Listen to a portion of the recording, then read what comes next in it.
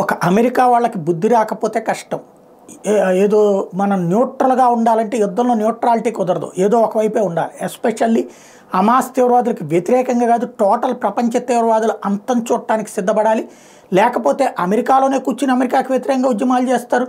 పాలస్తీనాలో ఉన్నటువంటి ఏది సాధారణ ప్రజలు చచ్చిపోతున్నారని పేరుతో హమాస్ తీవ్రవాదుల చెరలో ఉన్నటువంటి సాధారణ ప్రజల గురించి ఒక్కడు మాట్లాడు.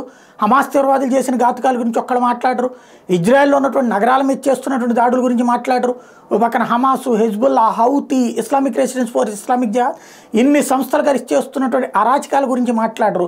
అదే సందర్భంలో వాటి నుంచి తప్పించుకుంటూ తనను తాను కాపాడుకుంటూ శత్రువుల్ని దెబ్బకొడుతున్నట్టు ఇజ్రాయెల్ జెనోసైడ్ చేస్తుందంటారు. ఇజ్రాయెల్లో ఉన్నటువంటి యూదు జాతిని అంతం చేయడం ఇంతమంది కుట్రలు పన్నుతుంటే కనుక దాంట్లో న్యూట్రాలిటీ పేరుతో పనికిమాలినటువంటి కాలక్షేపం చేస్తుంటే ఆ పనికిమాలినటువంటి హమాస్ తీవ్రవాదులకు అండగా నిలబడేటువంటి వాళ్ళు ఆంటోనీ బ్లింకన్కి వ్యతిరేక ఉద్యమాలు చేస్తారు, బైడెన్కి వ్యతిరేక ఉద్యమాలు చేస్తారు. కొద్దిగా సిగ్గు తెచ్చుకుని కఠినంగా వ్యవహరించకపోతే కష్టం. Protests erupted against US Secretary of State Antony Blinken's visit to occupied West Bank. The protests marched from Manara Square in Ramallah to the Mukwata. Protesters had a brief clash with the security forces of the Palestinian Authority.